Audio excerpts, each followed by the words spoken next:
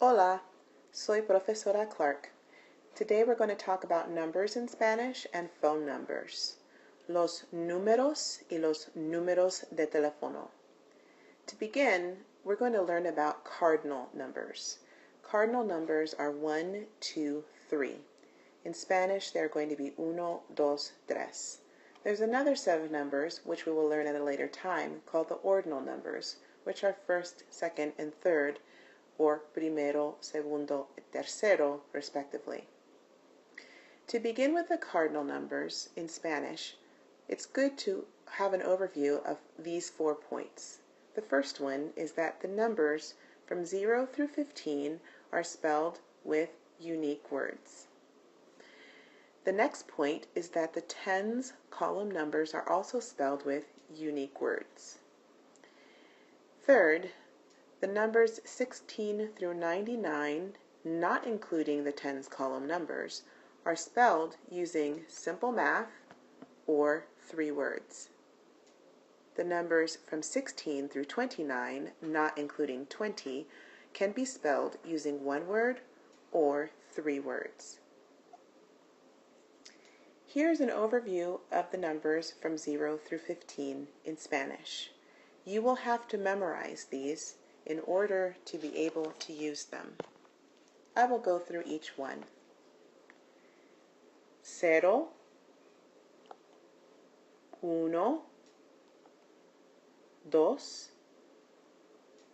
3, 4, 5, 6, 7, 8,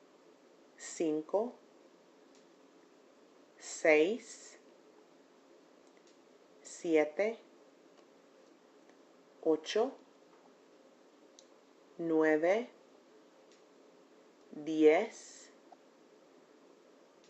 10,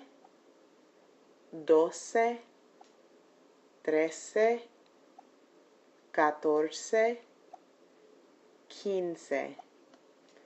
The phonetics are mine, and if you look at them carefully, you should be able to pronounce each one of those numbers correctly. The tens column numbers are also spelled using unique words. 20, 30, 40, 50, 60, 70, 80,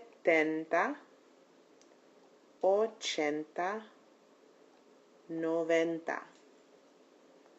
If we look back at the numbers 0 through 15 and also the tens column numbers, it's important to know that pronunciation is very, very important. For example, if we look at dos and doce, if I don't pronounce doce with that final syllable, I could be confusing 2 with 12. The same thing could happen with tres and trece. I need to be able to pronounce trece to indicate 13, and if I'm not clear about that, I may be confusing 3 with 13. As far as 15 is concerned, quince, please note that when you see a QU in Spanish, it's going to have a hard K sound like a K or a C. Quince. As far as the tens column and pronouncing, the 2 numbers that could be easily confused if we do not pronounce clearly and correctly are going to be sesenta and setenta. Notice that there is a sesenta with 60 and a setenta with 70. Moving along, if I want to express numbers that are not tens column numbers and numbers that are not 0 through 15, I'm going to be using what we like to call simple math. And I'm going to be using a little word, y. Y in Spanish can mean and or plus. So when I want to express 16, I'm simply going to say 10 and 6. That is how it would be translated literally in English. And in Spanish, it would be 10 y 6. As you can see, I made the number 10 in red and the number 6 in blue. So when you combine red and blue, you get purple. If I want to express 25, I'm going to use 20 y 5. Said slowly, it sounds like a math problem. Said quickly or without any pauses, it's going to sound like the whole number, 25. If I look at the numbers 16 through 29, they can be spelled using one word or three words. So 16 can either be spelled 10 y 6 or simply in one word, 16. The next numbers are as follows: 17,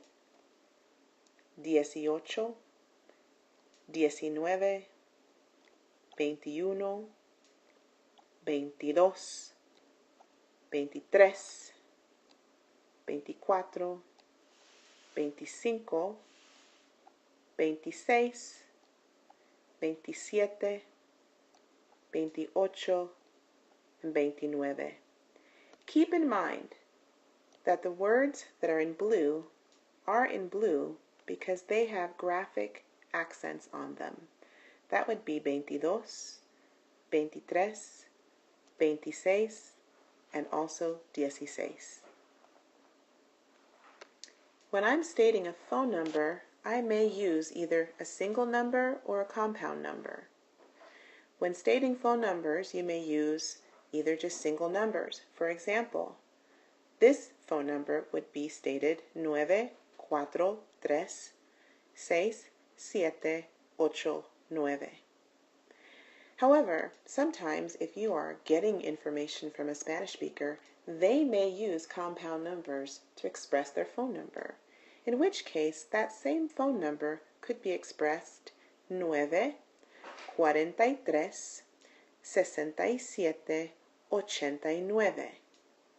And sometimes you may need to include an area code.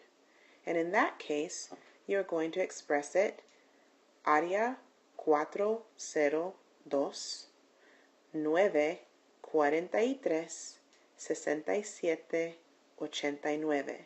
Again, área 402-943-6789. To conclude, we have another question, and we could add this question to our simple conversation. The question would be, ¿Cuál es tu número de teléfono? And simply you would respond, Mi número de teléfono es. Try practicing your own phone number in that blank space and bring it to class and share with your classmates, or take it to a Spanish speaker and practice with them. Hopefully this has been helpful. Gracias y chao.